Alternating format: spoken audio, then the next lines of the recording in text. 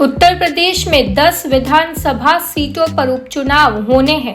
ज्यादातर सीटें विधायकों के लोकसभा चुनाव जीतकर संसद पहुंचे जाने के कारण खाली हुई है।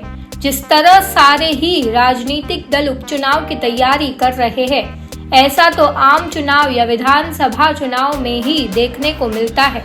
असल में उपचुनावों की अहमियत लोकसभा चुनाव के नतीजों ने बढ़ा दी है। सत्ताधारी बीजेपी की तो कोशिश है कि हर हाल में सभी सीटों पर जीत सुनिश्चित हो सके।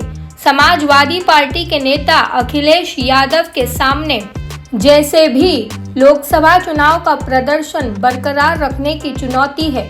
बीएसपी नेता मायावती भी सभी 10 सीटों पर चुनाव लड़ने की घोषणा कर चुकी है और ऐसे में मुकाबला दिलचस्प तो होना ही है।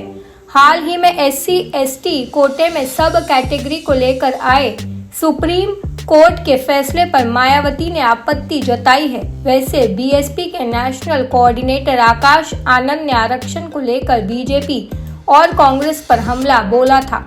बीजेपी, समाजवादी पार्टी और कांग्रेस का तो उपचुनाव को लेकर एक्टिव होना समझ में भी आता है, लेकिन बीएसपी नेता मायावती का बड़ा जोश थोड़ा हैरान करने वाला लगता है। मायावती तो शुरू से ही उपचुनाव लड़ने के खिलाफ रही है, लेकिन 2012 की चुनावी हार के बाद से तो बिल्कुल भी उपचुनाव लड़ने के पक्ष में नहीं देखी गई। उपचुनाव को लेकर एक बार मायावती की राय भी सामने आई थी। मायावती की नज़र में उपचुनाव के नतीजे अक्सर सत्ताधारी पार्टी के पक्ष में ही आते हैं।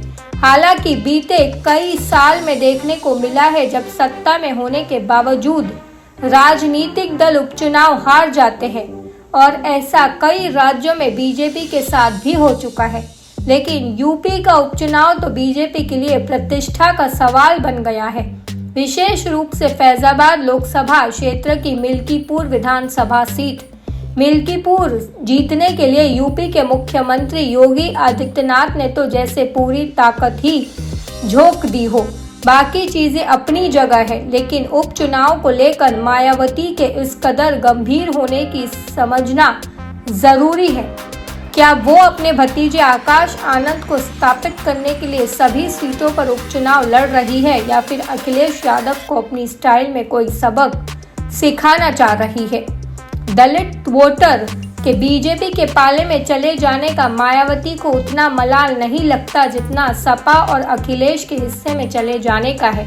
जिस तरह पहले मायावती कांग्रेस नेताओं राहुल गांधी और प्रियंका गांधी वाड्रा पर उबल पड़ती थी, अब अखिलेश यादव के साथ भी वैसे ही पेश आ रही है। हो सकता है मायावती को लग रहा है कि दलितों को कोटे का अपने हिसाब से मतलब समझाकर वो फिर से अपने लोगों को अपने साथ जोड़ सकेंगी।